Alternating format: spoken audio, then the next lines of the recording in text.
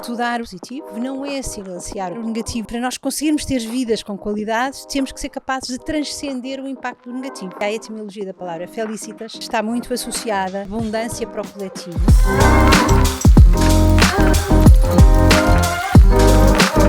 Sejam bem-vindos a mais um episódio do Inteligência Emocional Podcast e hoje temos aqui a nossa querida Helena Marujo. Helena, obrigado por ter aceito o convite. Olá, Paulo. Querido Paulo. Que bom estar aqui também. Bem-vinda, obrigado. Vou apresentar a Helena. A Helena Marujo é doutorada em Psicologia pela Universidade de Lisboa, é professora no Instituto Superior de Ciências Sociais e Políticas, é investigador sénior no Centro de Administração e Políticas Públicas, o CAP, é presidente da Cátedra Unesco em Educação para a Sustentabilidade da Paz Global da Universidade de Lisboa, criou e coordenou 3 cursos de pós-graduação em Intervenções Familiares, Psicologia Positiva Aplicada e Educação para a Sustentabilidade da Paz Global, publicou, pela última informação que eu cedi, 8 livros, mais de 60 artigos em revistas científicas e 40 capítulos de livros, focando-se no bem-estar, felicidade pública, educação para a paz, esperança, flow e motivação, compaixão organizacional, resiliência comunitária. E hoje vamos falar, só um pequeno resumo da Helena, hoje vamos falar sobre psicologia positiva. Vamos a isso? Vamos lá, falar da paixão profissional. Da Helena. Então, a primeira pergunta é uma pergunta mais aberta sobre o tópico das emoções. Helena, para si, qual é a importância das emoções na nossa vida? Bom, não existe vida, nem sequer sobrevivência da espécie sem a experiência emocional, não é? Portanto, são absolutamente basilares, ainda que uma cultura muito centrada na dimensão mais intelectual e cognitiva que vivemos durante muitas décadas, nos tenha de alguma forma afastado desta dimensão que é também biológica, mas não apenas, não é? É relacional, é cultural, enfim, que é a experiência da emoção e como é que depois a transformamos também em sentimento. Na área em que eu trabalho, interessa-nos sobretudo perceber a relação dialética entre as emoções chamadas negativas e chamadas positivas. Só a própria designação é criticável, mas enfim, são formas às vezes de nos ajudar a ter uma linguagem que facilite. Sim, isso. E portanto, tem-me apaixonado muito ir percebendo a importância das emoções positivas na nossa vida, quer do ponto de vista da proteção do sistema imunitário, da longevidade, quer do ponto de vista do impacto que elas têm na qualidade relacional, quer também no seu potencial de nos expandir na nossa resposta ao mundo e aumentar a nossa qualidade de vida e a nossa resiliência. É interessantíssimo, porque sim, antigamente havia aqui a ideia que as emoções apenas serviam para atrapalhar, não é? Nós devemos anular as emoções para termos uma racionalidade máxima e tomar decisões maximizando a eficiência. E hoje sabemos, e há pouco na convidada anterior estávamos a falar sobre isso, não é? Até como mencionámos o R. Descartes, o Damasio, muito aquela ideia que as emoções não atrapalham, até sem elas não conseguimos até adaptar-nos à realidade, não é? Exatamente. Mesmo quando falamos nas designadas emoções positivas, encontramos constantemente, não é, a compreensão do o que é que elas trazem para nos elevar enquanto seres humanos, e temos desde as emoções de elevação que promovem a nossa vontade de sermos melhores seres humanos. Por exemplo, quando ouvimos histórias de pessoas que nos tocam particularmente. Serão grandes feitos, não é? Ser morais. Sim, não é? E às vezes pode ser um micro-herói, não é? Um herói de todos os dias. Mas, sim, pode ser alguém fazer um pequeno ato. Exatamente. Não é? E até aí nós percebemos, por um lado, a dimensão biológica, até nos arrepiamos, por exemplo, não é? Ficamos com os pelos em pé, etc. Portanto, o nosso organismo tem essa sensibilidade de perceber e de reagir ao bom, ao belo, ao ético, e todas as outras que vão mostrando impactos, nomeadamente, por exemplo, a gratidão, que é uma emoção muito estudada na área da psicologia positiva, também com provas dadas no impacto que tem na saúde cardiovascular, por exemplo. Não é? Sim, então tem sido mais estudada, pelo menos do que eu tenho conhecimento, do que, por exemplo, a elevação, até que é uma emoção, a elevação que se calhar poucas pessoas estão familiarizadas, não é? Sim, tem mais a ver há com menos o ato investigação moral. sobre ela, mas a dimensão moral é fundamental também quando falamos de emoção. Sim. Se calhar para o dia a dia estas relações parecem estranhas, mas quando nós exemplificamos, não é, com a nossa experiência direta de seres humanos, percebemos como essa dimensão emocional de facto transforma um momento, transforma a nossa fisiologia, transforma a possibilidade de nos relacionarmos de formas fraternas, enfim, desde a interajuda até à dimensão da compaixão, do perdão, etc. E são emoções que têm vindo a entrar em mundos onde eram muito silenciadas. Por exemplo, o mundo organizacional. Sim. E portanto ter hoje modelos de liderança, duros, fortes, deixar as emoções lá fora, as emoções lá fora, principalmente essas emoções mais touchy, mais exatamente. Temos que ser sérios, duros, rigorosos, não é? Falar em amor, por exemplo, não é? Era impensável. Enquanto partir da voz de um líder, por exemplo, e hoje temos o privilégio de poder ouvir já líderes nacionais e internacionais que nos vêm falar dessa perspectiva, não é? Que também se fundamenta na investigação, que nos mostra, por exemplo, que o amor não é só uma coisa romântica e que acontece numa interação que pode ser momentânea entre duas pessoas numa fila de supermercado. E, portanto, o modelo da Barbara Fredrickson e a sua investigação, não é, tem-nos trazido muito essa perspectiva de desconstruir algumas visões e até perspectivas culturais sobre algumas destas emoções e entendê-las de uma forma muito mais complexa, por um lado, por outro lado também muito mais acessível. É isso, e acho que é importante quando falamos sobre as emoções, essa componente prática, ou seja, temos de falar sobre as emoções para estudá-las, para saber o que é que elas fazem, como é que elas nos impactam e olhar dessa forma como uma informação, uma fonte de informação que nos faz fazer algo, que nos afeta de dada forma. E muitas vezes desconsiderava-se isso, mas não é por desconsiderarmos que elas não nos deixam de afetar, não é? Helena, uma pergunta aqui de partida sobre psicologia positiva. Eu gosto sempre de começar pela definição dos conceitos, então o que é afinal a psicologia positiva? Como é que a define? Muito bem, então é parte da ciência psicológica que decidiu trazer algum equilíbrio dentro do próprio domínio dos estudos da psicologia, que no pós-guerra se virou maioritariamente para tentar dar resposta às dores e ao sofrimento na sequência da Segunda Guerra Mundial. E que, por causa disso, se centrou muito, e ainda bem, em conseguir encontrar modelos, respostas para enfim, lidar com o stress pós-traumático, por exemplo, e com tudo aquilo que foram os impactos trágicos nos seres humanos de passar por uma experiência de guerra. E esse foco ajudou-nos de facto a ter um conhecimento extraordinário e a poder estender a mão enquanto movimento científico através da psicoterapia, por exemplo, a intervenção dos grupos ou numa visão mais individual, a conseguir ajudar as pessoas que estão em sofrimento psicológico.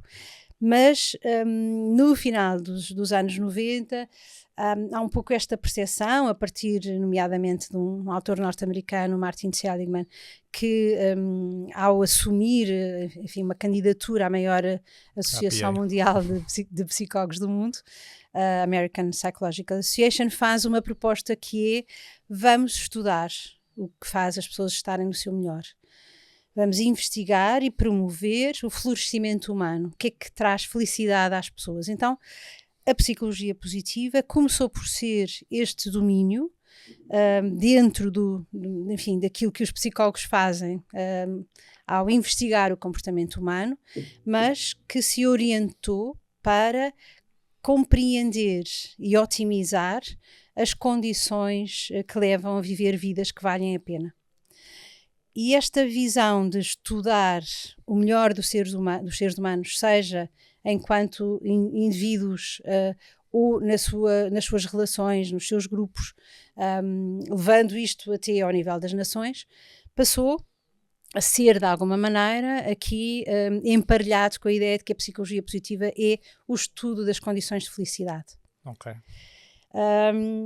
hoje em dia o próprio movimento alberga pessoas que não são originariamente da psicologia e foi influenciando outros domínios científicos, desde a economia, e há hoje economia da felicidade, por exemplo.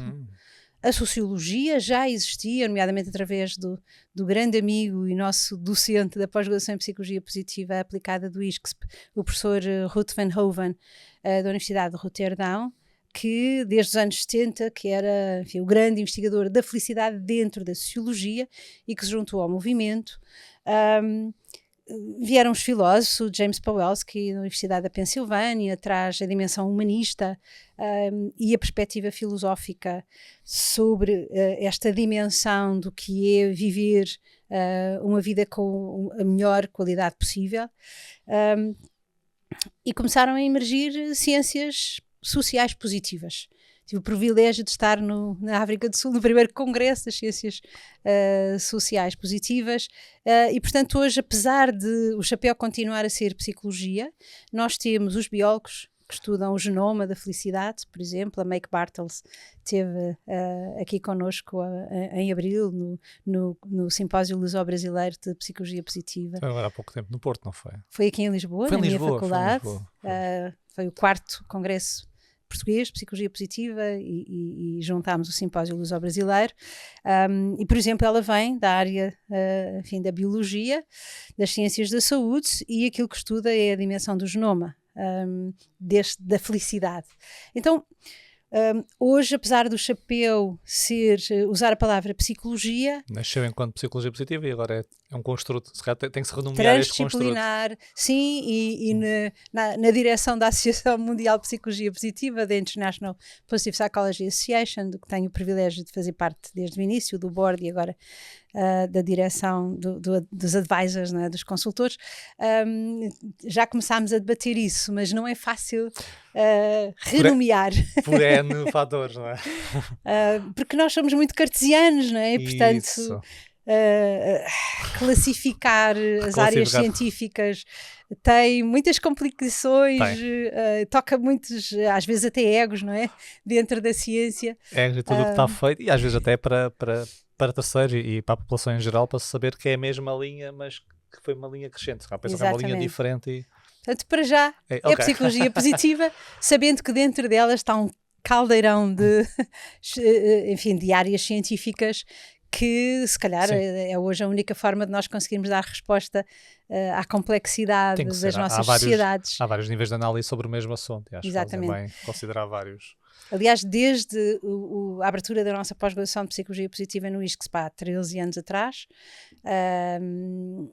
nós abrimos para pessoas formadas em qualquer área. Portanto, os nossos alunos vêm das engenharias, do marketing, da economia, da arquitetura, da história. Ou seja, não, o requisito não é necessário ser com precisamente background porque esta é uma ciência aplicada e foi emergindo depois também aplicada à saúde, por exemplo. Não é? E há uma área da saúde positiva. Aplicada à educação. E há uma área de educação positiva e aplicada à economia, e, portanto, aplicada à gestão das organizações. E estes movimentos de trazer a ciência fundamental para a transformar uma ciência aplicada, que seja útil para a vida das pessoas. Acho que isso é importante na ciência, não é? E também denota esta visão dos estudos da felicidade serem feitos a partir de múltiplas visões e não apenas de uma única área científica. É isso, concordo. Helena, uma pergunta meio da linha da psicologia, meio filosófica. Qual é a diferença?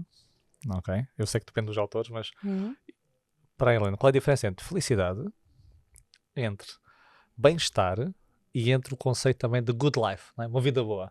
Ou seja, a psicologia positiva estuda a felicidade, estuda o bem-estar ou o good life, os três construtos são diferentes, como é que eles são diferentes, são iguais? O que é que achas sobre isto? É uma área muito complexa. Já dentro da felicidade já é complexa, quanto mais... Até porque há aqui aspectos históricos que marcam um bocadinho a dificuldade que temos às vezes nas questões da própria nomeação. E porque isso depois tem implicações e consequências nas próprias universidades. Por exemplo, na minha escola podemos investigar bem-estar, mas não é muito desejável investigar felicidade. Sim, correto. Subjacente está a ideia de que são coisas diferentes. Não é necessariamente assim, e eu gosto de ir às raízes históricas para percebermos porque é que falamos de forma intercambiável, e para mim eu uso a palavra felicidade ou a palavra bem-estar de forma intercambiável. Nos anos 70, o Edward Diener, um psicólogo social, começa a investigar a felicidade, só que sempre que ele enviava artigos científicos para os jornais, para publicação nos jornais científicos, vinha a negação dos avaliadores, dizendo que a experiência de felicidade era uma experiência, ou é uma experiência subjetiva, e por esse facto não era passível de ser investigada com o rigor de uma ciência objetiva. E ele faz um movimento de ancas e continua a estudar a felicidade e passa a chamar-lhe Subjective Wellbeing, bem-estar subjetivo. E passa a ser aceito e a conseguir publicar. Foi uma das pessoas que mais publicou no mundo na área do bem-estar, sendo que o modelo que ele propôs e propõe e que continua a marcar muitos dos investigadores nesta área, por exemplo, a maior base de dados de felicidade no mundo, o World Happiness, esqueci-me exatamente do nome, mas que foi criado pelo Ruud van Hoven na Universidade de Roterdão, que é uma base de dados aberta, e toda ela usa o modelo do Edward Diener numa visão da felicidade que tem a ver com o bem-estar subjetivo. Okay. E o que é o bem-estar subjetivo? Como é que foi definido? Por um lado, o aspecto emocional, a experiência percepcionada por cada ser humano relativamente ao equilíbrio entre emoções positivas e negativas que tem na sua vida. E, portanto, pergunta-se às pessoas, quando se estuda o bem-estar subjetivo, se acha que têm mais emoções positivas ou mais emoções negativas na sua vida, por exemplo. Então, aquela ideia do rácio, emoções positivas e negativas, vem um pouco por aí. Exatamente, vem por aí. E, para além disso, o modelo pressupõe uma perspectiva cognitiva, uma avaliação global cognitiva da nossa qualidade de vida. E, portanto, tem na base uma pergunta como, tendo tudo em consideração, com satisfeitos já com a sua vida, não é? Pronto. Então, isto inicia-se desta forma, com esta visão do bem-estar, que autores que investigam nesta área, onde me incluo, classificam como a dimensão hedónica da felicidade. Prazer imediato. Exatamente. E, portanto, o hedonismo é a busca do prazer e a fuga da dor. Já assim os gregos nos ensinaram, e portanto há quem classifique esta perspectiva do bem-estar subjetivo dentro de uma visão específica exatamente. Okay. E depois começou-se a investigar, e a Barbara Fredrickson, quando começa a estudar as emoções positivas no seu laboratório na Carolina do Norte, vem pegar neste modelo e estuda a dimensão emocional, muito centrada nesta perspectiva do Edward Diener. Mas vão surgindo em simultâneo autores que vão também aos gregos e que começam a estudar o Aristóteles, que tinha trazido uma visão da felicidade a que ele chamou eudaimónica. A palavra grega significa, em termos da sua etimologia, eu significa bom, e daimon é espírito ou essência. Ou seja, aí é mais o significado, não é? Que estamos já a ver. Exatamente. Não temos ter significado sem prazer, não é? Uma vida dura com significado. Precisamente. Aliás, a investigação depois começa a tentar perceber como é que estas duas áreas se interligam. E começa a defender que nós precisamos de bem-estar subjetivo e também, e portanto, de hedonismo, mas também de uma vida eudaimónica. Em ambos os domínios, começa a haver investigação que mostra a ligação com a longevidade, com a proteção do sistema imunitário, Mas demorámos um bocadinho mais de tempo a chegar à perspectiva do propósito de vida, do sentido da vida, onde também começou a caber, até de novo com base na visão do Aristóteles, que uma vida boa, e aí entra a terceira designação que o Paulo trouxe, estava associada para o Aristóteles com uma vida virtuosa e contributiva para o coletivo. E isto, obviamente, é o propósito, ou é uma parte do propósito. O propósito é também desenvolvimento pessoal, é também eu querer crescer e ir mais longe. Mas a dimensão eudaimónica começa a basear-se muito, portanto, no propósito, por um lado, e no sentido, na realização pessoal e na contribuição para a polis, para a cidade. E, simultaneamente, o Aristóteles trazia a visão da amizade. Não é? Ele dizia que o ponto alto da experiência humana era a dimensão relacional. Começa a haver, nomeadamente, investigadores da área da economia, o Luigino Bruni, que tem sido também nosso docente na pós-graduação de Psicologia Positiva, que é um especialista em História da Economia italiano, um grande pensador da dimensão eudaimónica da felicidade e dos bens relacionais, começa exatamente, não é, a promover muita investigação para perceber a dimensão relacional e como é que ela se enquadra nesta visão de nós sermos, sobretudo, seres relacionais. E obviamente eu posso ter uma experiência enfim, de prazer sozinho. Sim. E não há nada de mal nisso. A questão é que fomos percebendo que é nas relações que também trazem emoções positivas ou negativas à nossa experiência, mas é também nas relações, ou sobretudo nas relações, que está a base da felicidade e da vida boa. Ok, então a felicidade alberga esses três, digamos, não são construtos, mas temos então o hedonismo, o eudaimonismo e temos as relações, a parte relacional, é isso? A parte relacional cabe dentro da perspectiva eudaimónica. Sim. Ok. Traz ao de cima um modelo da felicidade pública que me tem interessado muito, porque é a perspectiva latina da felicidade, a felicitas publica. Tive durante algum tempo no Público uma rúbrica só sobre esta temática, depois não conseguia acompanhar com o meu ritmo animado de vida a escrever, mas quis lançar um bocadinho em Portugal essa visão. Aliás, a nossa pós-graduação é o estudo da felicidade individual e da felicidade pública.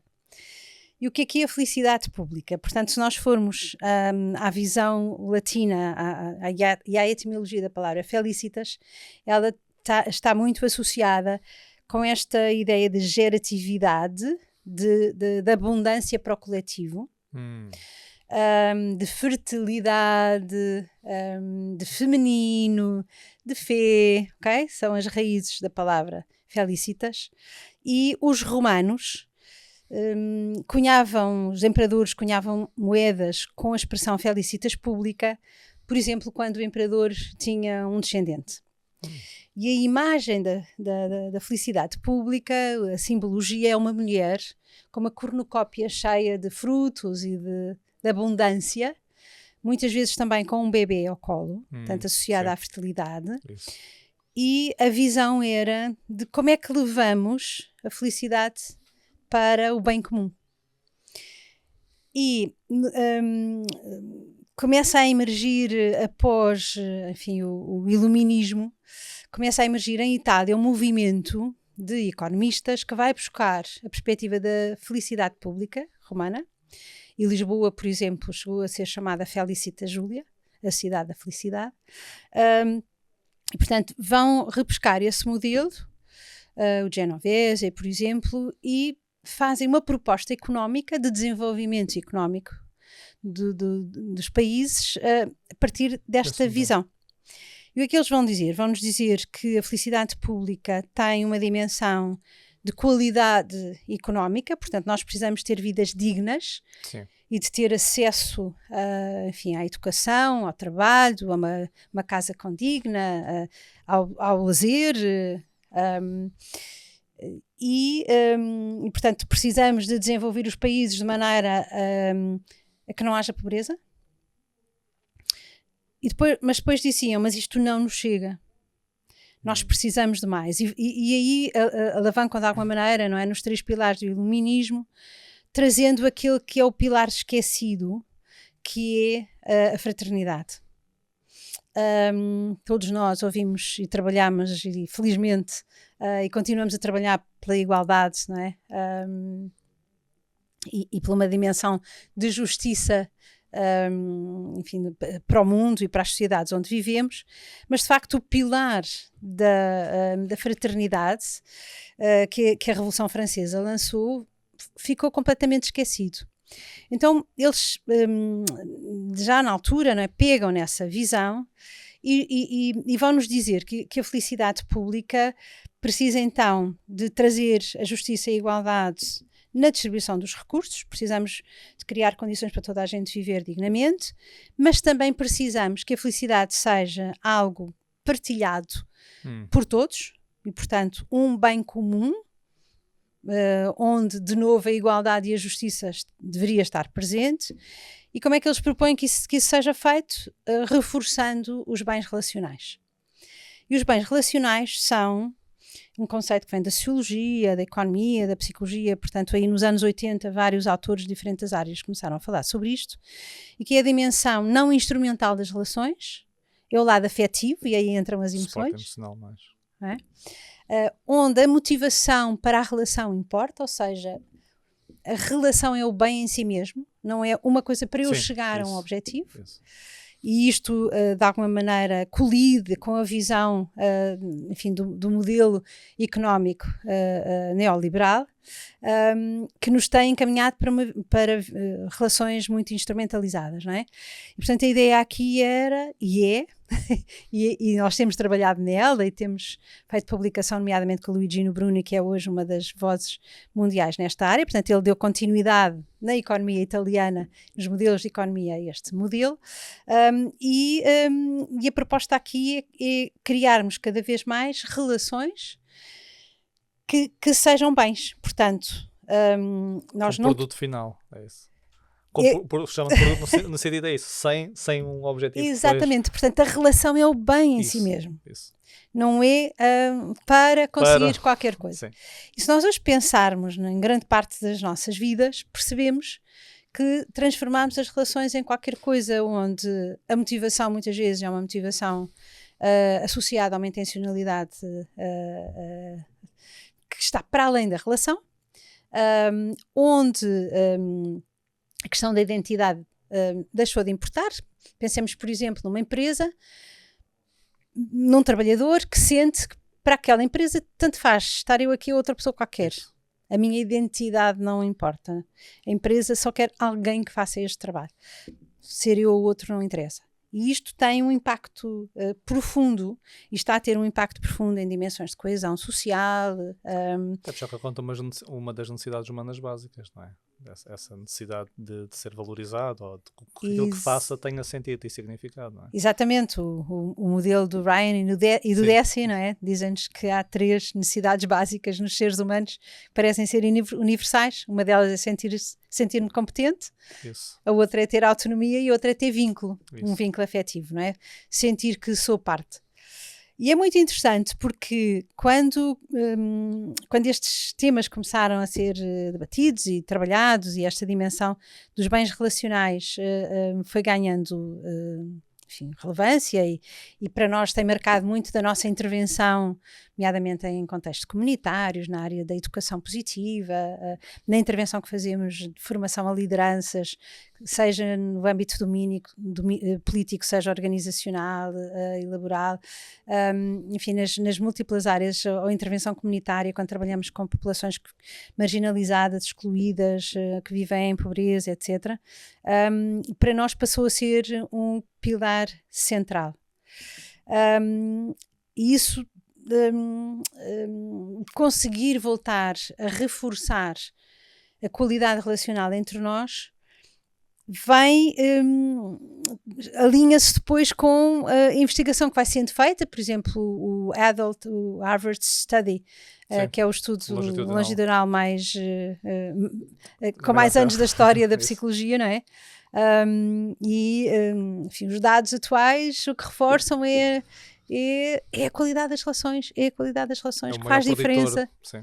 Na longevidade, na percepção de felicidade, no sistema imunitário, na saúde física e psicológica. Vemos ao contrário com a solidão, não é? A solidão tem um efeito nefasto para... Precisamente. Portanto, quando começamos a estudar a solidão, vamos percebendo como faz sentido promover tudo aquilo que tem a ver com esta dimensão eudaimónica, que por sua vez depois também reforça a dimensão hedónica, porque muitos de nós...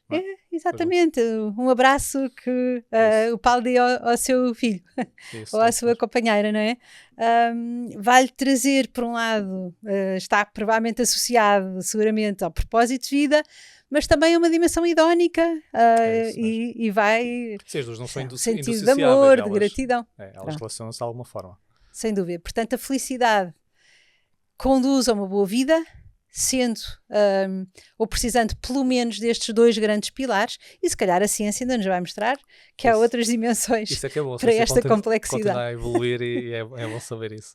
Agora, falando de um aspecto mais crítico sobre a psicologia positiva, Helena, quais são as grandes críticas que existem nesta área? Eu, por exemplo, estive a consultar algumas, há uma das visões, se calhar mal informadas, mas que se ouve muito quando se fala em psicologia positiva, que é que não considera, se calhar, as experiências agradáveis da pessoa. É uma visão um pouco, se calhar, simplista ou com um foco excessivo no tópico das emoções positivas. Então, com base nesta crítica que eu acabei de colocar e noutras que a Helena não conhece, há algumas que acho relevante partilhar aqui para os nossos ouvintes. Boa. Então, essa, à partida, é muito importante, não é? E faz muito sentido. De facto... a dimensão emocional, enfim, em toda a sua complexidade, foi muito marcada, ou marcou muito este domínio, porque começou-se por aí a investigar. Pois, isso. Até porque não havia investigação sobre emoções positivas, quer dizer, estranho que não é? pareça, não é? Sabíamos para que é que servem as negativas, eu ponho sempre aspas, mas porque de facto a designação não é a melhor. Não é? A experiência subjetiva, digamos, da emoção. Portanto, a dimensão emocional acabou, pelo menos durante uma grande parte deste movimento, destes 25 anos que o movimento da psicologia positiva tem, ainda que a expressão psicologia positiva tenha sido criada ou tenha aparecido pela primeira vez numa publicação nos anos 50, antes então do Seligman.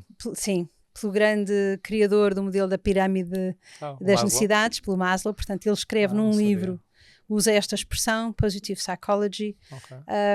Mas, portanto, o movimento começa muito no mundo anglo-saxónico, este movimento recente dos últimos 25 anos, mas começa muito no mundo anglo-saxónico, que, por um lado, como o convite era, vamos estudar o bom, levou de facto muita gente a achar que então só estudamos o bom, mas o movimento tem várias ondas, waves, não é? A primeira onda foi, então vamos equilibrar estudando sobretudo aquilo que faz as pessoas florescer, por exemplo, em vez de estudar o crescimento, o stress pós-traumático, estudamos o crescimento pós-traumático.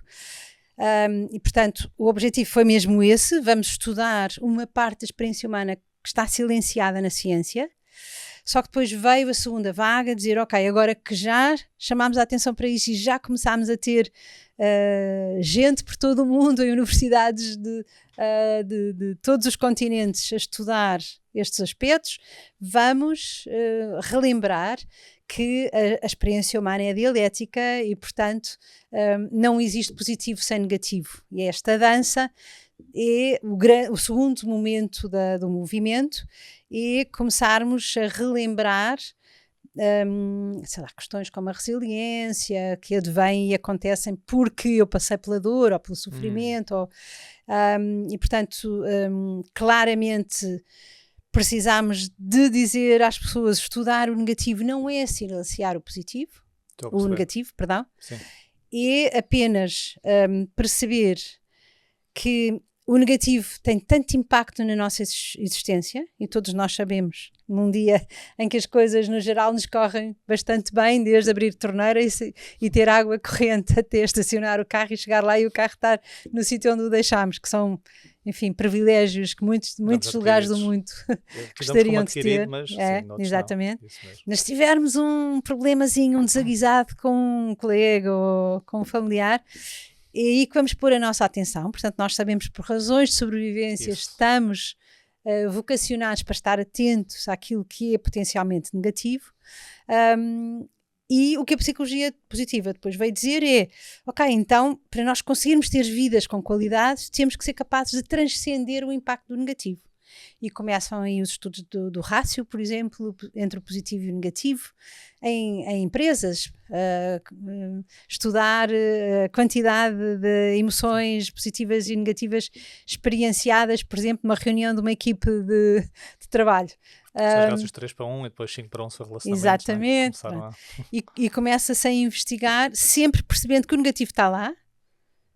Portanto, se uma equipe floresce e as pessoas vão trabalhar motivadas e são produtivas, se no processo comunicacional e relacional houver pelo menos 3 coisas positivas a compensar uma negativa, isto quer dizer que o negativo não está silenciado, ele está lá, só que tem tanto peso que o que a psicologia positiva veio dizer foi, então precisamos de aprender a ter recursos para o transcender, para o ultrapassar, porque senão ficamos só no negativo e isso não está associado nem à felicidade, nem à saúde, nem à produtividade, etc. E, portanto, há uma segunda onda que traz esta dimensão. Que dá resposta a essa. Exatamente.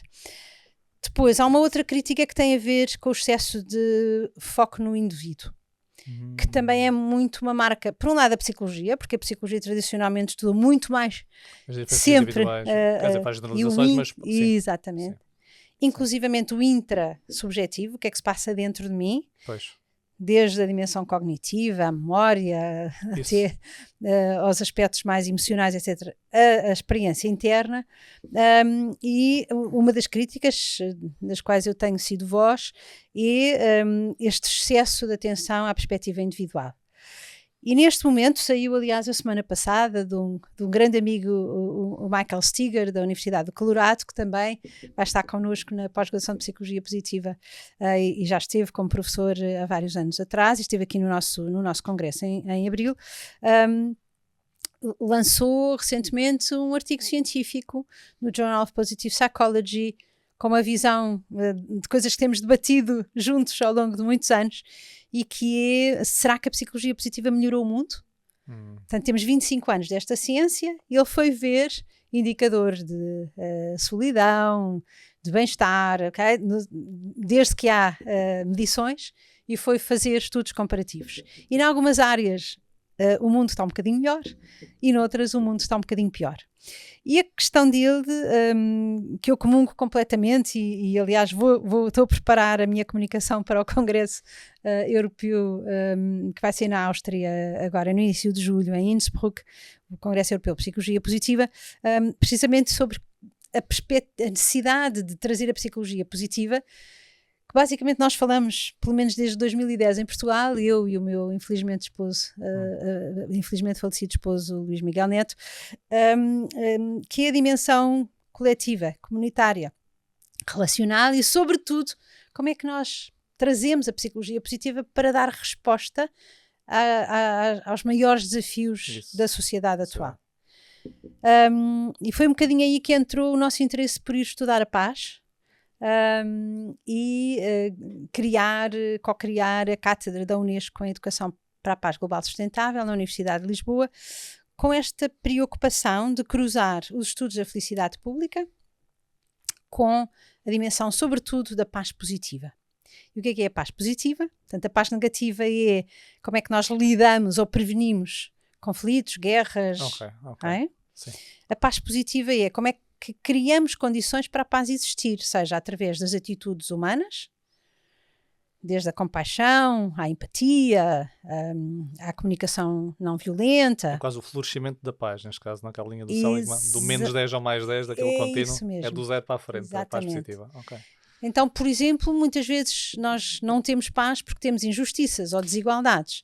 Então, a psicologia positiva cruza-se aqui com a paz positiva, que convida a ver como é que diminuímos a pobreza, como é que aumentamos a equidade entre géneros, como é que promovemos a dimensão da sustentabilidade ecológica e protegemos o planeta, como é que têm estado bastante afastados daquilo que é, enfim, o mainstream da psicologia positiva.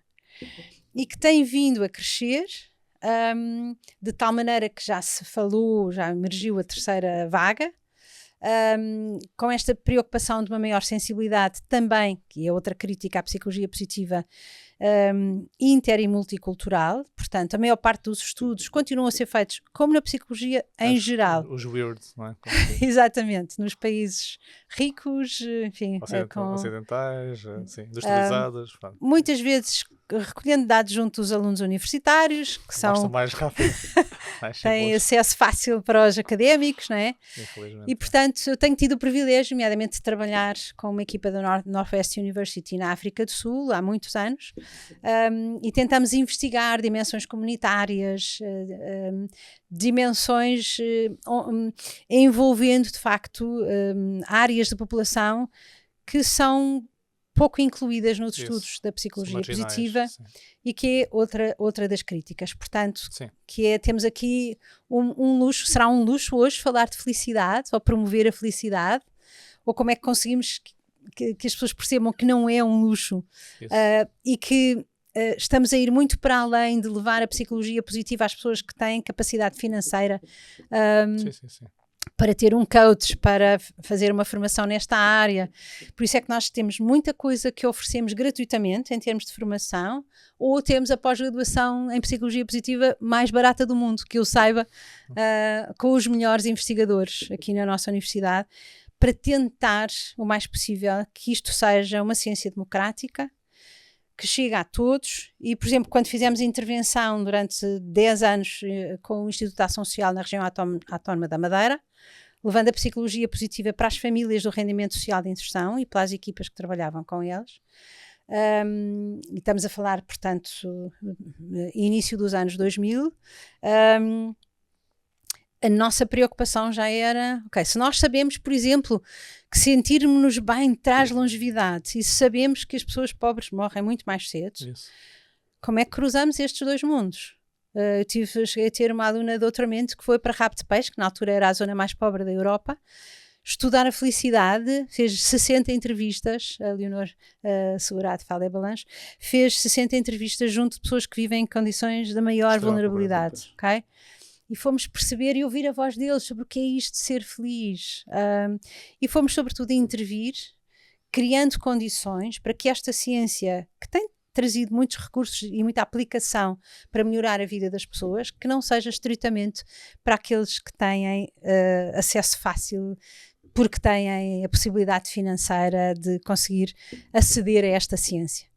E, portanto, conseguir, por um lado, e esta é talvez as grandes duas tendências atuais, levar para os excluídos, marginalizados, mesmo nas empresas, trabalhar com as pessoas que são as mais mal pagas, aquelas a que ninguém dá atenção, as que são invisíveis, não é? Os trabalhadores da limpeza, da segurança, como é que nós levamos isto para aqueles que, de facto, a sociedade mais exclui, seja do ponto de vista económico, seja do ponto de vista relacional, não é?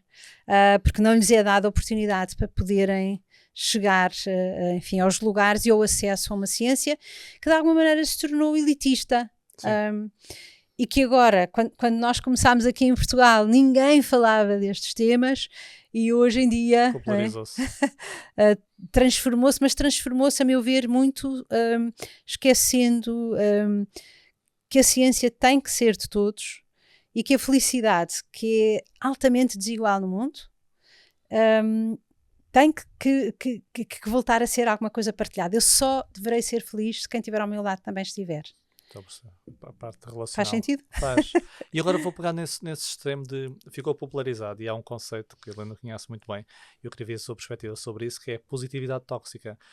Ou seja, no dia-a-dia, por vezes, as pessoas que olham para esta informação de forma incompleta ou de forma enviesada, como todos nós olhamos, e pensam que não, eu devo estar feliz, tenho que maximizar a minha felicidade, por vezes podem começar a ter comportamentos, até junto de terceiros, não tão positivos, nomeadamente escolher pessoas que estão em dor, agora não que tu fazes mal, não é? Escolher as pessoas que, essas mensagens nada positivas. Como é que olha para isto? Para esta linha em que pegam da necessidade de nós sentirmos mais emoções positivas e de repente entram numa linha de positividade tóxica. O que é que podemos fazer em relação a isso? Pronto. Todos os extremos potencialmente têm riscos. Isso. Não é? Mas um conselho para quem às vezes acha que tem que maximizar a sua felicidade e o seu bem-estar, mesmo à custa de quase as suas relações. Para já, se acabarmos de dizer que as relações são a nossa base. Sim. Mas supostamente as boas relações, quem está a ouvir pode achar, não, mas aquela relação que eu tenho, a pessoa, sei lá, está em sofrimento e contagia. Sem dúvida. Não é? Excelente comentário, Paulo, obrigado. A questão é que nós temos que ajudar as pessoas a perceber que as relações são o espaço da maior felicidade e do maior sofrimento. E é aí que estão as feridas e é aí que está a bênção. Fugir das relações para fugir da ferida, e o Luigino Bruni tem um livro até traduzido em português sobre isto, que se chama A Ferida do Outro. Fugir da ferida, fugir da relação para fugir da ferida, faz com que eu esteja a fugir do melhor e do maior potencial de felicidade. Isso. Portanto, esta seria a primeira coisa. É quase uma estratégia a curto prazo para um malefício a longo prazo, não é? Okay. Então, a primeira coisa é relembrar às pessoas que as relações são o essencial da nossa raiz. Até porque nós, quando estamos mal, também não queremos que outras pessoas tenham esse comportamento connosco. Exatamente.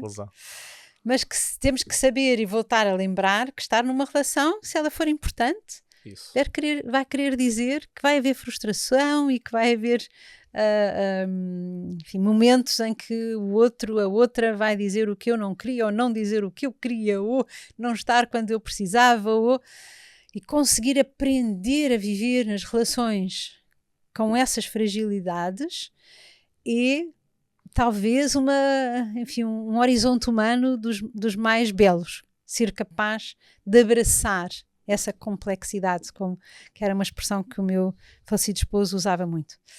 Então, essa seria a primeira coisa. Depois a outra é, quando me falam da positividade tóxica, que pode de facto ser uma realidade num contexto onde haja uma visão de imposição de formas de estar ou atitudes sobre a vida,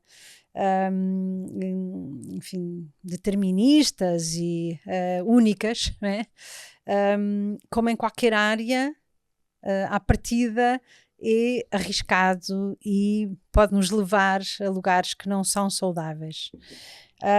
Uma coisa é eu procurar as condições que me ajudam a lidar com o meu sofrimento, outra é eu no caminho perder o essencial, a essência e as relações com os outros. E deixar de ser capaz de fazer também o abraço a toda a panóplia da experiência emocional. Isso.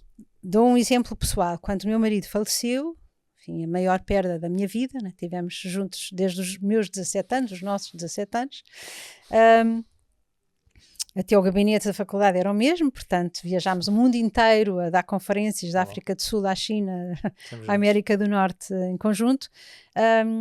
Sabendo eu o que sei desta ciência, tive muito cuidado em assegurar, por um lado, que respeitava a minha dor, o luto, a perda, o vazio, a saudade, e que lhe dava o tempo que precisasse para eu ir curando este vazio. E quando nós perdemos alguém muito importante na nossa vida, há um vazio que vai ficar sempre, com o equilibrar, com pôr em prática aquilo que eu sabia que a ciência me diz que me ajudava a ser capaz de voltar a ter vontade de sair da cama todas as manhãs com alegria e de honrar até um legado de alguém que foi uma pessoa, um exemplo de vitalidade e de humor e de criação, criatividade e de inovação, etc. e de foco nas relações. E, portanto, este equilíbrio, eu comecei a fazer naturalmente as coisas que para mim me trazem a dimensão hedónica e a dimensão eudaimónica que há pouco falávamos. E, enfim, fiz milhares de experiências de atividade física ao ar livre, porque eu sei, a ciência mostra, não é, que a atividade física promove, enfim, neurotransmissores e lança no nosso organismo hormonas e neurotransmissores que estão associados ao bem-estar. Pois o ar livre também, não é? Exatamente, portanto, eu moro na zona do Estoril, portanto, a praia de Carcavelos e aquela zona do Pardão, do Estoril, passaram a ser o meu lugar diário, e às vezes estava 2, 3 horas a fazer caminhadas ou corrida, ou, portanto, ar livre e mover o corpo, trazer amigos e companheiros, porque a dimensão relacional, estas 3 coisas juntas, trazem um busto de bem-estar, assegurar, não é, que reforçava as minhas relações com as pessoas importantes da minha vida, cria grupos de autenticidade onde podemos falar de coisas muito profundas, e felizmente tenho uma profissão que me traz sentido e propósito. Isso, não é a única razão do meu propósito, tenho os meus filhos, vou ser avó, enfim, mas obrigada. E obviamente que o propósito não está só no trabalho, mas também está, e portanto, mas não fiz de conta que não estava em sofrimento, correto, não fiz de conta que não tinha um buraco emocional dentro do coração, e continuo a não fazer, não é? E continuo a haver dias em que choro, e a questão para mim é então como é que, por um lado, integramos, assegurando que não fazemos de conta que não somos tudo. Esta perspectiva total do ser humano não é silenciada pela abordagem positiva, como há pouco referi. Sim, sim. Também me preocupa quando me falam na positividade tóxica, da negatividade tóxica, que se fala muito menos.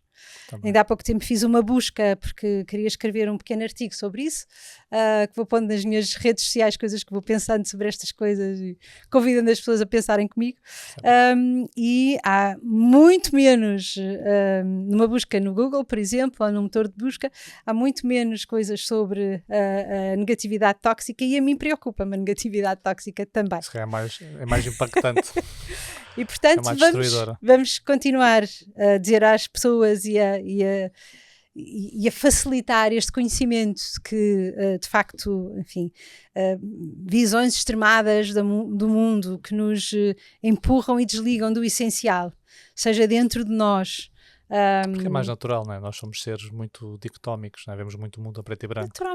Naturalmente. E portanto fazer-te conta outros, que muito... sou só um lado não é possível sequer. Isso. É difícil integrar esta quase dualidade, como a Helena partilhou da sua experiência pessoal. Deve ser muito difícil e por vezes não está bem integrado. Damos mais a um do que ao outro lado, mas no fim do dia tentar ter este equilíbrio. Essa harmonia difícil. que é exigente, mas que é possível. Espero e que é necessário. Espero à minha maneira, mesmo junto dos meus alunos, etc., ir mostrando que conseguimos, enfim, manter e respeitar as nossas dores, e dar-lhes colo, e essa parte de nós não ser silenciada, mas ter a outra.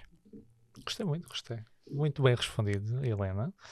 Vou entrar aqui num conjunto de perguntas ligeiramente diferente, antes de ir para as minhas 3 perguntas finais que faço para os meus convidados. Este conjunto de perguntas vai se focar no seguinte: nós estamos a fazer um evento anual, que é o evento de inteligência emocional, e vamos fazer 1 de fevereiro de 2025 na Aula Magna, na Universidade de Lisboa, e vou falar sobre 5 tópicos. Vai ser o humor, a procrastinação. Aliás, o Fábio, o nosso amigo em comum, ele esteve como convidado como palestrante na primeira edição, esta é a nossa segunda. Então, humor, procrastinação, ansiedade, stress e inspiração. São 5 tópicos à volta destas componentes e competências emocionais. Então, eu tenho uma pergunta para cada um destes tópicos, Helena, está bem? Ok, vamos lá. Primeira pergunta. Conte-nos a sua piada favorita. Pode não ser, eu tiro sempre agora um pouco a pressão, eu sei que favorita, estamos já à procura da melhor de todas, mas uma piada, por exemplo, há pouco a Alexandra lembrou-se uma piada que recebeu de uma mensagem antes de entrar cá. Pode ser uma piada mais recente, mais vívida, mas uma piada, partilhe uma piada connosco. Espero que não seja muito brejeira, mas é que me lembrei. Essas também são hoje. Uma conversa num escorrega, a descer, e o comentário: os anos passam depressa.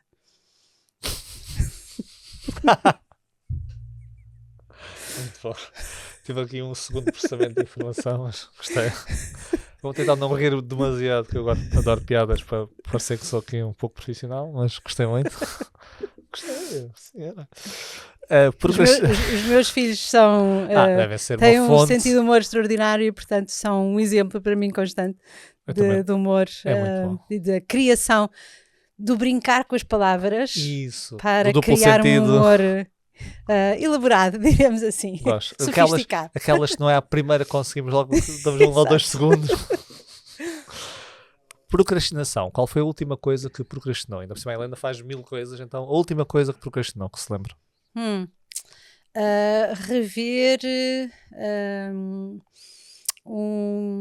e terminar um artigo científico que está pendurado há muito tempo, que é muito importante ainda por cima, porque tem os dados sobre o impacto de mais de 100 alunos que passaram pela pós-graduação de Psicologia Positiva Aplicada do ISCSP na Universidade de Lisboa nos últimos 10 anos. E, portanto, é uma coisa muito importante. Já apresentei num congresso sobre isso com a querida Sara Ascenso, colega nesta área, que é a nossa professora também, especialista em bem-estar e música. E, infelizmente, está pendurado. Espero poder chegar lá e terminá-lo, mas tenho evitado. Há sempre aqueles relatórios, aqueles documentos, aqueles artigos. Ótimo. Faz muito sentido. A ansiedade. Qual é a coisa que mais traz ansiedade, Helena?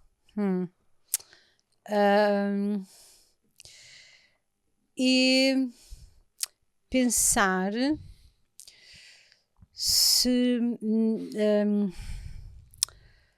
não consigo ajudar as novas gerações que estão em sofrimento psicológico a passar este conhecimento científico para lhes reduzir as suas ansiedades. Portanto, a nova geração está com picos de ansiedade.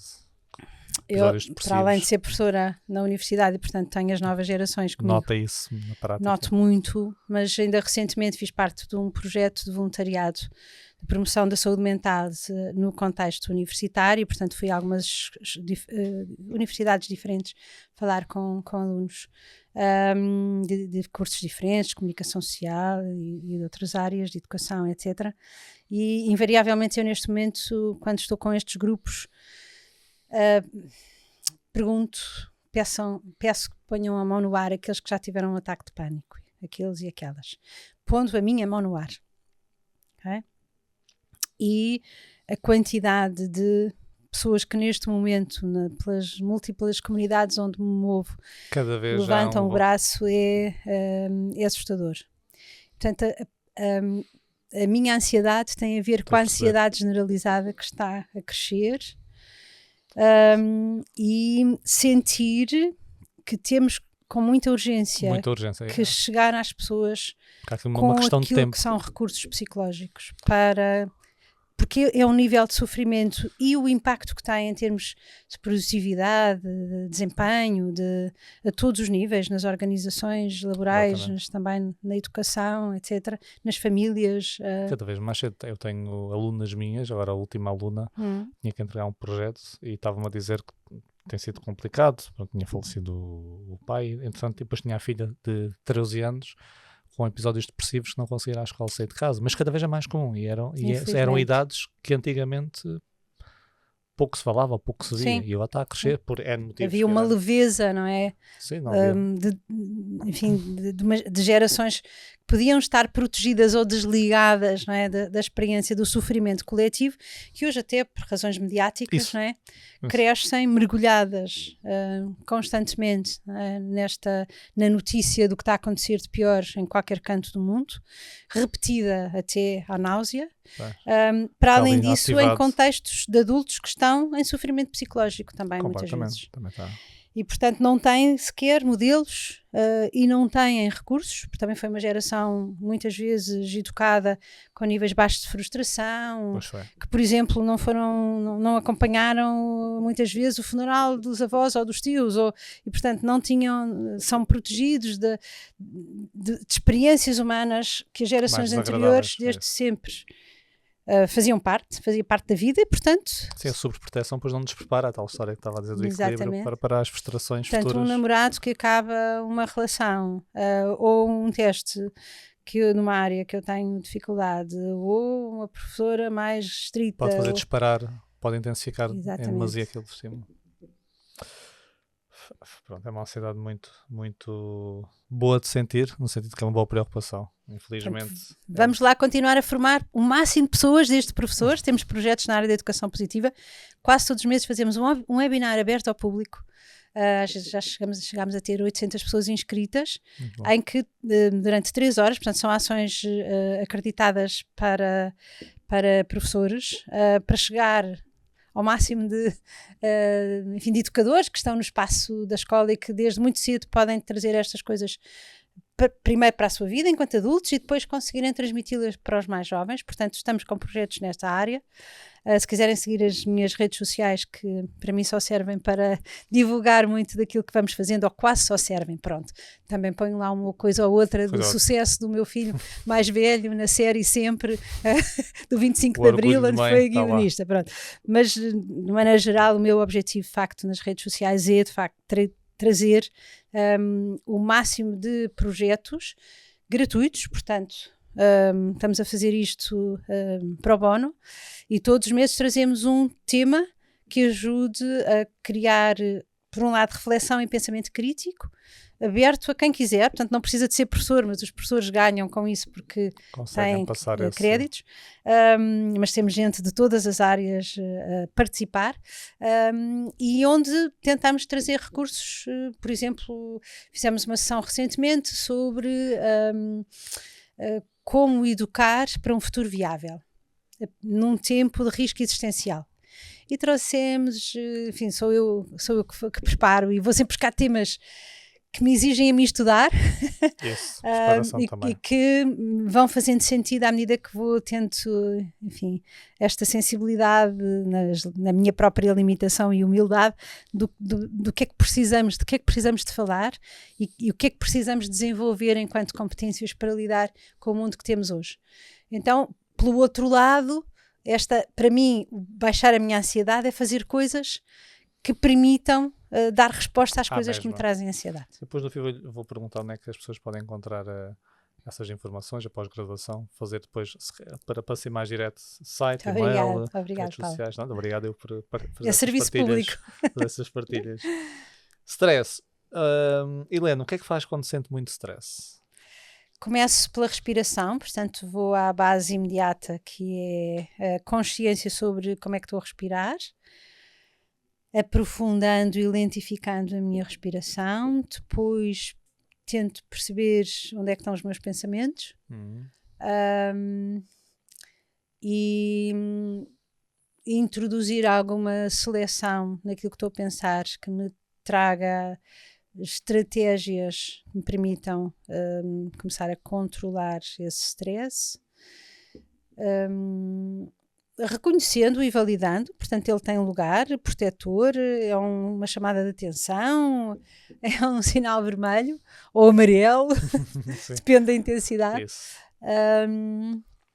E tento usar estratégias onde, por exemplo, o humor é uma coisa que faz parte. Eu trabalhei, e foi também nossa professora durante muitos anos, uma especialista em humor, na nossa pós-graduação em Psicologia Positiva, a Begonha Laraudi, da Universidade de Valladolid, e eles especializaram-se no uso do sentido do humor para a gestão de stress.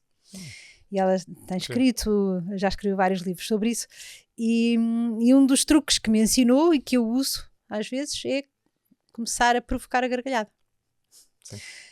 O movimento, enfim, do tórax a subir e a descer, o aumento da quantidade de oxigênio ajuda a relaxar os músculos, e ainda por cima hoje em dia é ótimo porque ninguém acha que eu sou louca se for no meio da rua a rir à gargalhada sozinha.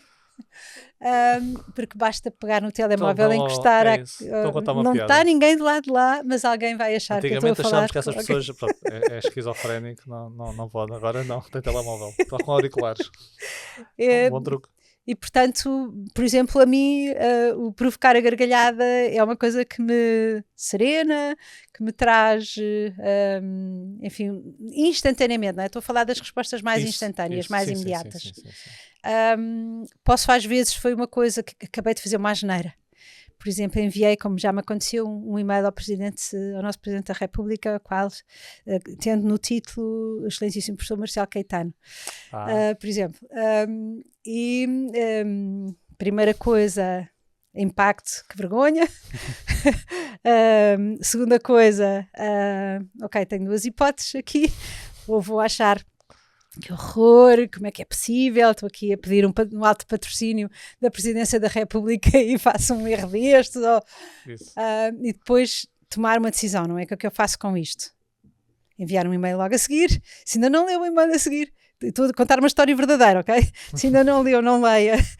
Se já leu, peço desculpa e convoco o seu sentido de humor e a sua compaixão, porque estou em grande stress, estava a acabar um projeto com um deadline mesmo apertado, e depois a seguir tomar a decisão de vou ficar a autoflagelar-me, e a minha parte perfeccionista em mim fica ali, isso, ali, isso. Não podias ter feito uma coisa destas, ou ligar às pessoas da família e dizer, olha, não queiras saber o que é que me aconteceu agora e começar a rir. São boas histórias para se contar como aqui, não é? Serve para futuras risadas, mesmo naquele momento não tenha sido tão positivo, servir essas risadas. Ótimo, já estão aqui várias estratégias. E obrigado ao Sr. Presidente da República, que foi muito simpático. Muito obrigado então, Sr. Presidente. Última questão das 5 deste bloco. Quem é que a inspira mais ou quem é que a inspirou mais na sua vida? Essa é muito difícil porque há muitas pessoas, não é? Eu tento cultivar o espanto, o maravilhamento, porque também sei, é uma área da psicologia positiva muito estudada e de facto para mim a vida é este constante espanto de coisas extraordinárias a acontecerem, exatamente. Já agora, só, como é que traduzimos em português? Eu traduzo desta forma, o espanto ou maravilhar. Maravilhado. Ok. Não é muito fácil. Também sou gostada muito de gira, mas em português. Okay, como é habitual, não é? Os ingleses conseguem, com uma coisa muito concisa, uma palavra muito pequenina, e nós para chegar lá. Não é tradução fácil, mas é de experiência. Esperemos que seja de experiência fácil. Sim, maravilhado. Então, inspiração, uma pessoa. Inspiração. Veio-me. Olha, trazia o meu filho e a minha nora. Nos últimos 3 anos e meio tivemos muitas perdas na família. E são um exemplo de 2 pessoas que, sendo ainda jovens e tendo passado por coisas muito difíceis, o meu filho mais velho e a minha nora, o David e a Núria têm sido um exemplo extraordinário de uma capacidade de continuar a amarem-se, a amar os outros, a reforçar relações, a encontrar propósito, a criar projetos, e a conseguir integrar na sua própria experiência tantos lutos, e a continuar a viver com alegria. Então vou mesmo dentro de casa.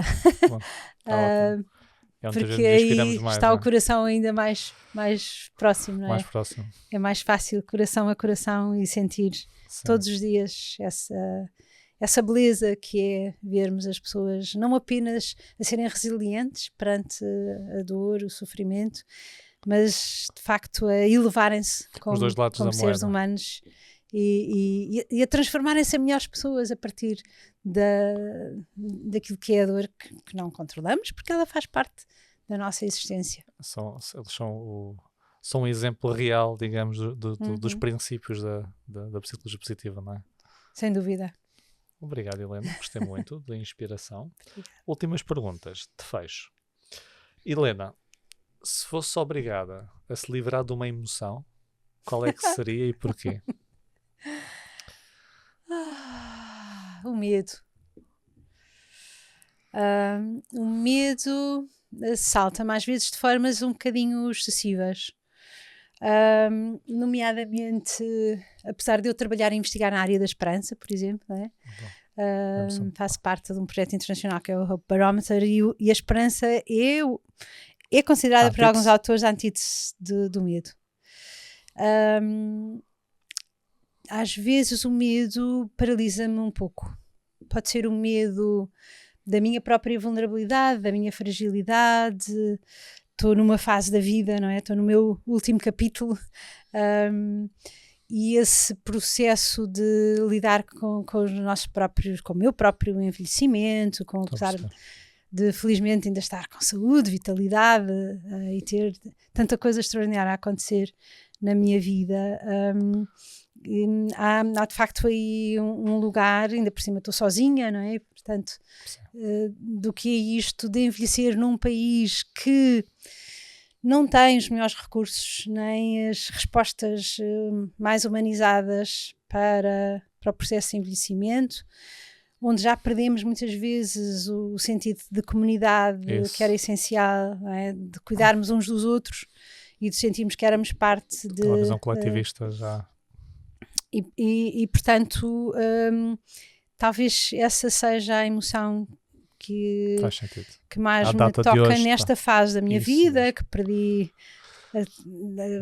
muitas pessoas importantes nos últimos tempos, e onde de facto a etapa da existência me põe constantemente, se calhar diariamente, não é? Dentro da minha própria cabeça, não é? Vão surgindo. Sim, a não querer ser um fardo ou um peso, ou, não é? Com o meu processo de envelhecimento para as pessoas que amo, mas a pensar, não é? Que saídas, que soluções, que possibilidades, o que é que nós temos e podemos criar, porque depois vem a minha dimensão pragmática, não é? A partir daqui, o que é que eu faço com este medo? É isso mesmo. Mas ele é uma presença para esta fase da minha vida, sou sexagenária, e também é interessante, não é? Os medos, a evolução e as mudanças que a experiência de medo foi tendo ao longo da minha própria vida já longa e tão rica. Mas é de facto algo que me toca, quer do ponto de vista pessoal, quer do impacto para as pessoas à minha volta, quer pensando, não é, numa sociedade onde a Helena se inclui, não é? Que respostas temos, que possibilidades, como é que podemos criar, trazer luz para esta área e eventualmente até começar a fazer, e às vezes penso nisso, como o Dalai Lama, não é? Que todos os dias medita sobre a sua própria morte, portanto, aceitando a experiência da morte, trazendo-a para o nosso dia-a-dia, também porque às vezes ela nos ajuda à descoberta do sentido, ou ao desenhar a vida de tal maneira que faça... E assim isso, apetece-nos fazer mais. Precisamente. Mais. Então, é um medo cheio de potencial. Isso. Livrar do medo. Agora estamos a ir para o lado bom do medo, não? Mas livrar do medo, e faz todo o sentido a partir neste momento da vida. Qual é a emoção favorita? A Helena gosta de tantas emoções positivas. Qual é a sua emoção favorita? O amor. O amor? Sim. O amor em que, e há pouco estava a definir o amor como até pode ser naquela interação, mas há algum amor específico? Agora estava-me a lembrar da teoria de Steinberg, por exemplo, o amor romântico, o amor, não é? O vazio, o amor, esses amores todos, aquele triângulo, mas o amor em que sentido? Qual Nesses amor? todos. Todo amor. É, porque assim, se formos, não é, nomeadamente para o modelo da Barbara Fredrickson, enquanto microconexões, não é? Essa dimensão de que o amor está acessível a qualquer momento, entre pessoas, encontros improváveis, dá-me uma confiança imensa na humanidade, não é? E vivenciá-lo e ter essa experiência, e tenho o privilégio de estar rodeada de pessoas que são fontes de amor extraordinárias.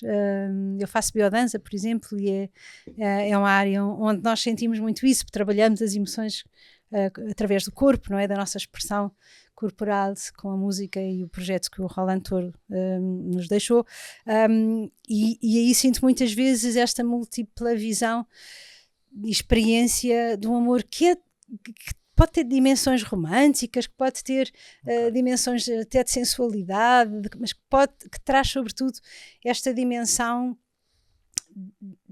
da sua universalidade, ou seja, eu não preciso ter necessariamente apenas uma visão do amor enquanto romance, uma relação mais unívoca com alguém, ou ainda que obviamente ela seja tão importante, e a investigação também o prova, mais uma vez, quando é um amor de qualidade e que traz condições de felicidade para os envolvidos, mas sobretudo esta perspectiva de que o amor pode acontecer dentro de uma sala de aula, acontece...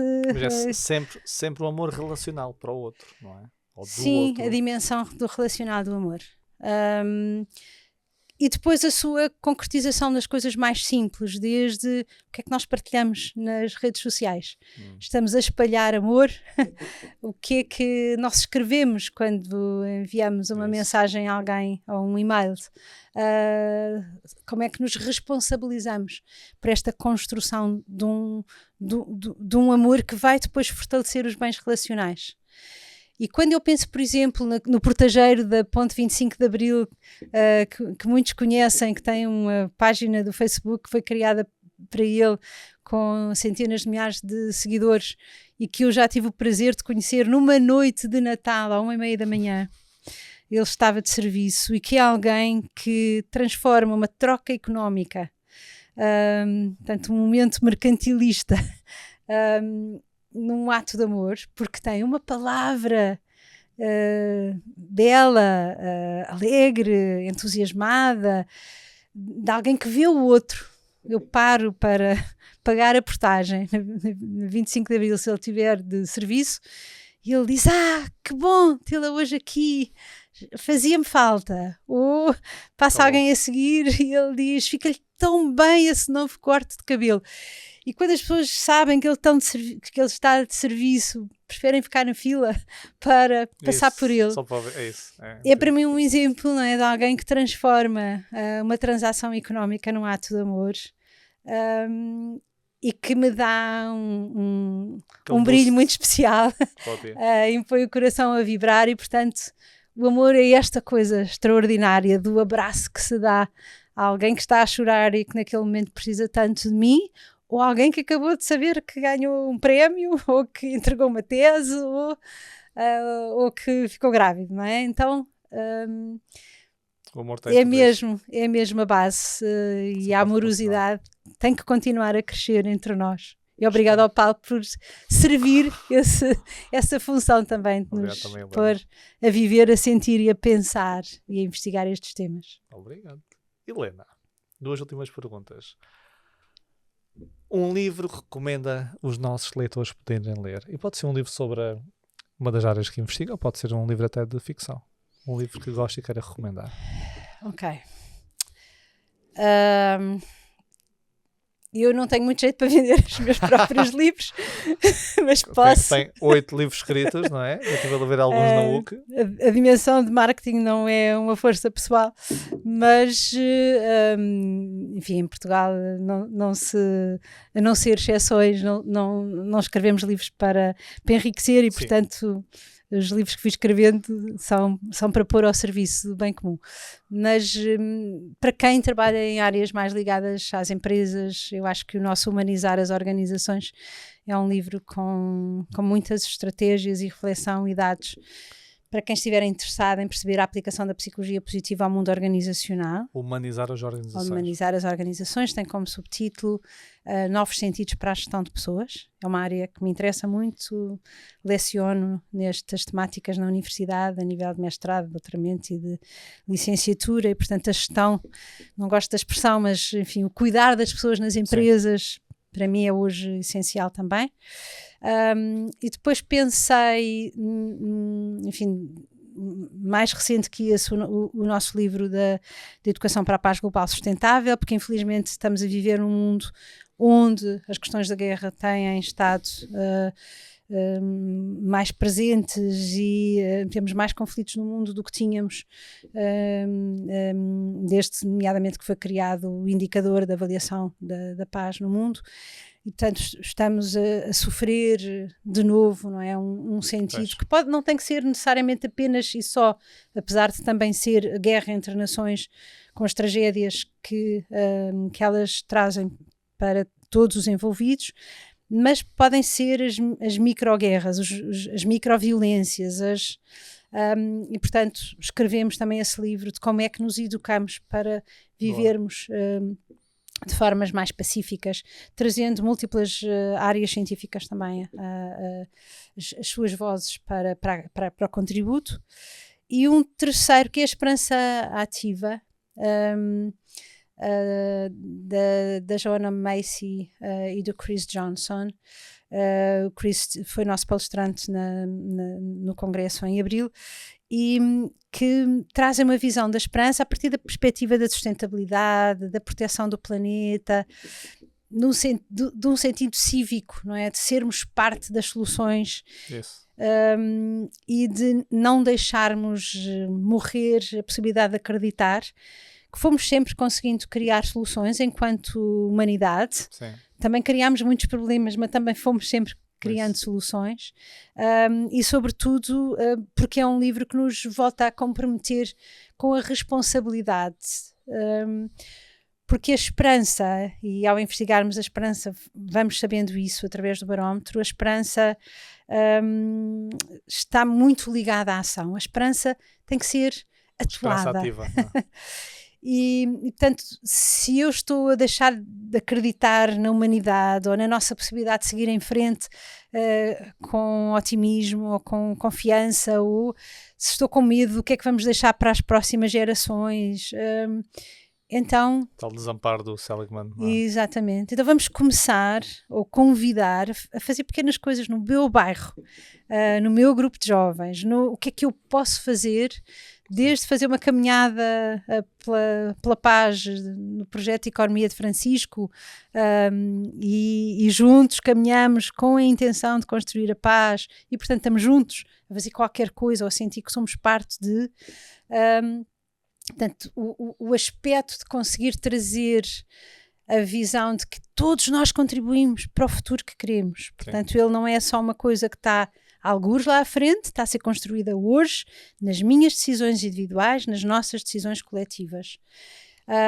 E tocar os políticos é outra área que me interessa. Enfim, os nossos decisores, que quanto mais conhecedores também estiverem destas ciências, claro, mais decisões podem tomar, pensar no bem comum.